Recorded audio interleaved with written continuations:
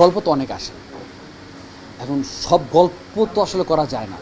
কিছু গল্প থাকে না যে মনে হয় যে গল্পটা এই ক্যারেক্টারটা আমি করি, ক্যারেক্টারটা আমি নিজে ওন করতে পারছি, তখন না বেসিক্যালি আমার মনে হয় যে আমি ওই কাজগুলোই করি। সব অনেক কাজ করি না।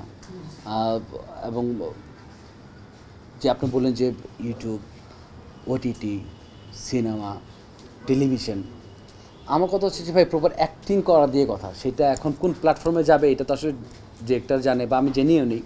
ধরেন এখন মানুষের মানে ইজিলি দেখতে পারে ইউটিউবে, সবাই এখন টেলিভিশনে এখন অনেকে হয়তো দেখার সময় পায় না, বা অনেকে ওটিটিও বা ওইভাবে অনেক কিছু দেখে না।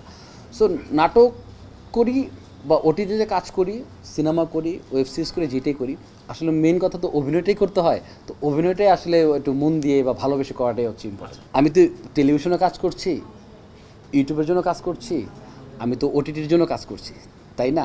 আমি আর্টিস্ট, আমার গল্প ভালো লাগলে, ক্যারেক্টার ভালো লাগলে আমি সব জায়গায় কাজ করব। এখন আমি ওইখানে করব বলে এখানে করব না, মানে আমি ওটিটি করলাম বলে আমি ইউটিউবে কাজ করব না, টেলিভিশনে কাজ করব না। ভাই সত্যি বলতে কি, মানে টেলিভিশন দেখে বড় হয়েছে, সো টেলিভিশনটাই আগে। সো আমি ওইখানে করবো, এখানে করবো না, এখানে করলে ওইখানে করবো না, মানে আমি এটা পারবো না আর কি, আমার পক্ষে সম্ভব না।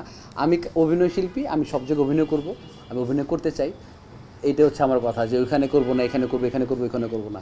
না, নাটকের গল্পের নামটা ঠিক হয় নাই এটা সত্যি, কারণ যে গল্পের নামটা হয়তো অনেক সময় চেঞ্জ হয়। তো আমরাও কিছু নাম হয়তো দু একটা নাম ভেবে রাখছি, গল্পের নাম যেরকম ভেবে রাখছি যে হজ ক খ, বা মুই মানে আমি, মানে বরিশালের মুই, যেটা আমরা শুদ্ধভাবে বলতে গেলে আমি। তো এরকম কিছু কিছু নাম আমরা ভেবে রাখছি, এখনও ঠিক করি নাই। আর গল্পের চরিত্রটা হচ্ছে যে গল্পটা বেসিক্যালি আমাদের মানে আমাদেরকে নিয়েই, আর সমাজে যেরকম হয় ঘটে আর কি, যে আমি একটা ছোটো একটা জব করি, ধরেন স্যালারি কী হইতে পারে 25 থেকে 30 হাজার টাকা স্যালারি, ঢাকায় থাকি ওয়াইফকে নিয়ে।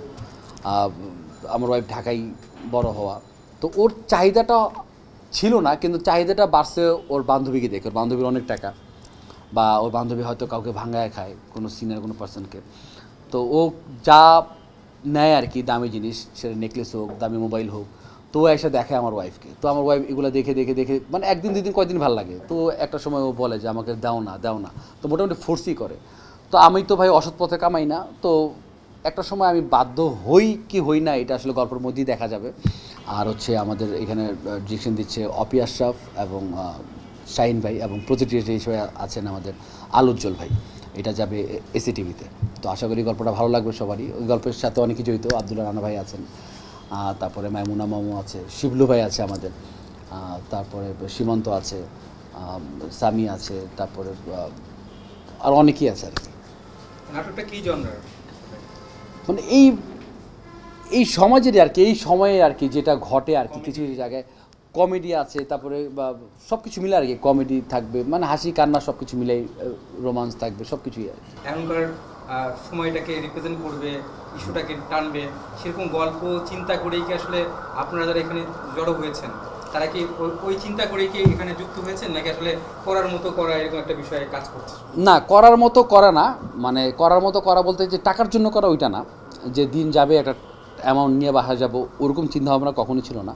এটা প্ল্যান অনেক আগে থেকেই ছিল যে গল্পটা করব করব করব। তো গল্পটা নিয়ে আসলে বেসিক্যালি অনেকদিন বসা হয়েছে, তারপর চেষ্টা করছি যে আমরা একটু ভালোভাবে করার চেষ্টা করতেছি এখনও।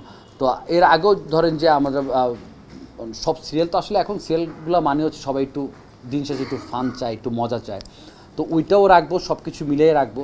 তো আসলে দর্শকের উপর তো সব কিছু, যদি দর্শক দেখে তো ভালো, আশা করি দর্শকরা দেখবে।